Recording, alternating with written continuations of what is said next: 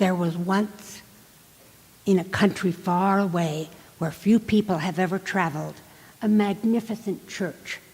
It stood on a high hill in the midst of a great city. These are the first few sentences of a beautiful story called Why the Chimes Rang.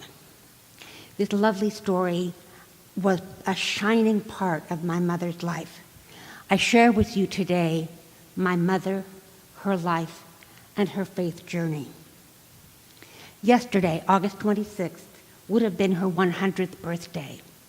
She passed away 18 years ago, but she is with us very much still today. Mom was born in Astoria, Oregon at home. She joined a big brother. When she was a few weeks old, the family came and wrote her name in the family Bible. And after her name was written, live long, live happy, little baby. Mother's parents were both Orthodox Jews, but there was no synagogue in Astoria at that time, and indeed for many decades to come. Her parents decided that their children, and there would eventually be 4, would attend the Roman Catholic Sunday school just a short block from the family home. Education is education, they said. We'll work out the fine points later.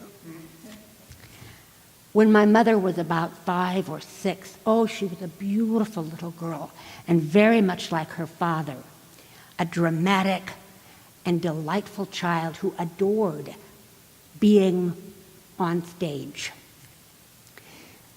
The Sunday school teacher asked her to play the part of Mary in the Christmas pageant.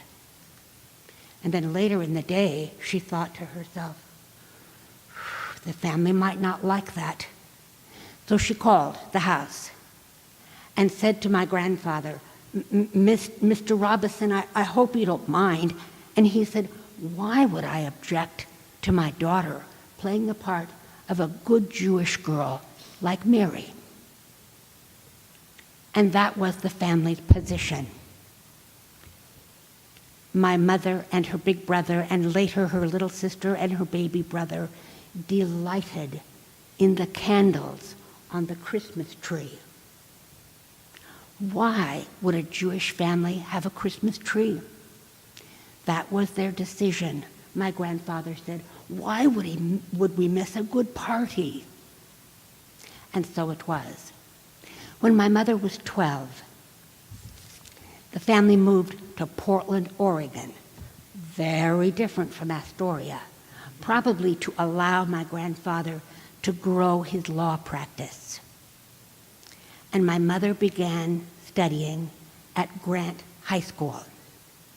It was there that she first learned the story of why the chimes rang and told it at the Christmas pageant at Grant High School.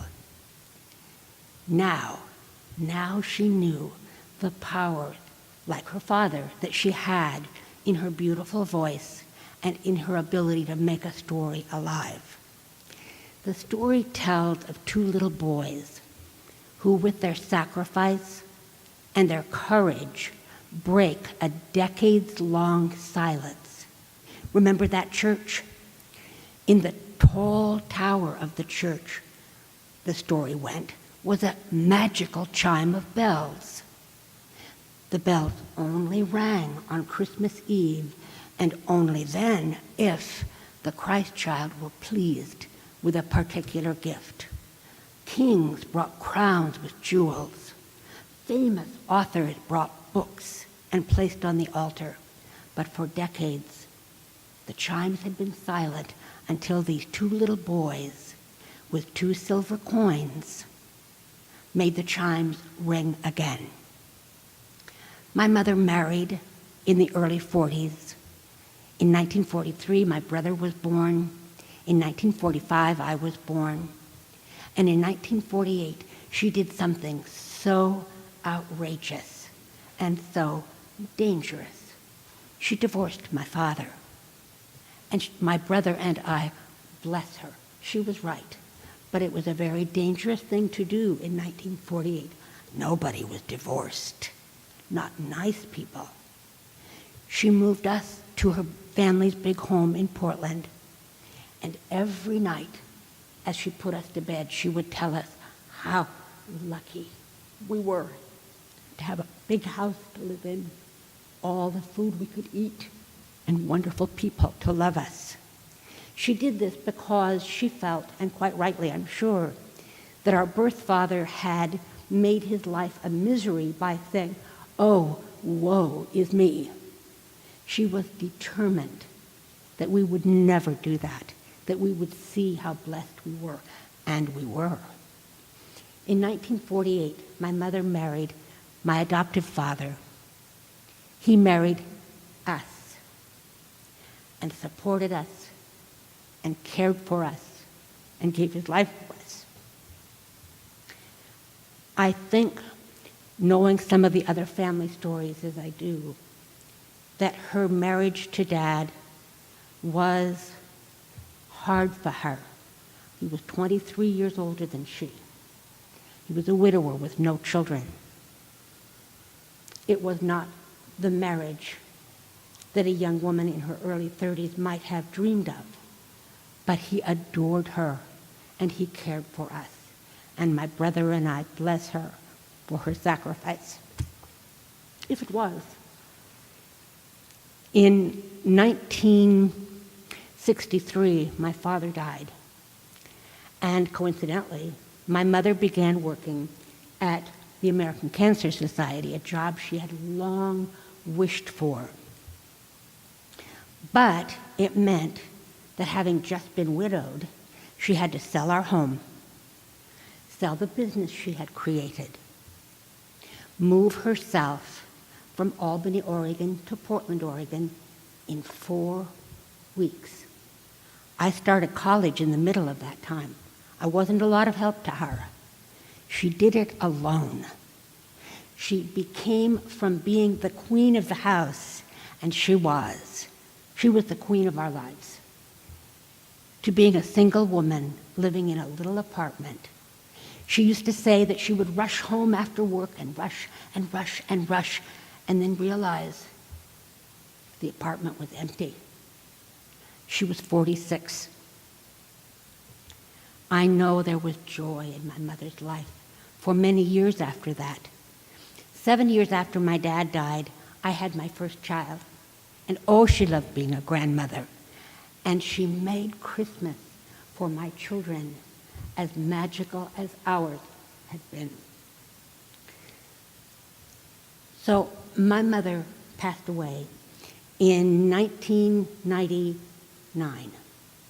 She'd had a massive stroke 2 years before. Now, my mother had always been fiercely protective of her Jewish heritage. When I was a child, I remember people would come to the door with pamphlets soliciting for other religions, and my mother would pull herself up to her full 5 feet and say, "I am Jewish. I do not need your literature." The last time I heard her say something like this was at a Republican caucus. My mother was a lifelong Republican. Oh, I wonder what she would say today. And she asked me to drive her to the caucus. She could no longer drive the car, and she was on a walker, and I firmly told myself, you will not allow your opinions to shadow her evening. This is her night. Put your opinions in your pocket and zip it. So I did. And we walked into the caucus meeting in about 1990, that presidential election. And there were young men in boater hats with red, white, and blue ribbons, and everybody making speeches about family values. Remember that? And when it was time to vote and fill out ballots, a young man with his boater hat and his red, white, and blue ribbon marched up to my mother and happily said, "Would you like me to help you fill out your ballot so we have a good Christian slate?" And my mother said, "I am Jewish. I do not need your help." Oh, I loved my mother. But after her first massive stroke in '97, My suspicion about what she wanted with her life and what she'd encouraged in my brother and I came true. She'd always encouraged us to go to church. And when my children were small, she was very strict with them. You go to church. After her first massive stroke, the pastor at the care facility where she was, her name was Dr. Judy Jewell, and she was. My mother was one of her most faithful attendants at Sunday afternoon services and sang the hymns. She wanted, I am positive, for her children and her grandchildren what she felt she had no right to, which was to be a part of Christianity. I know the chimes rang far. They rang with joy because she was home. Amen.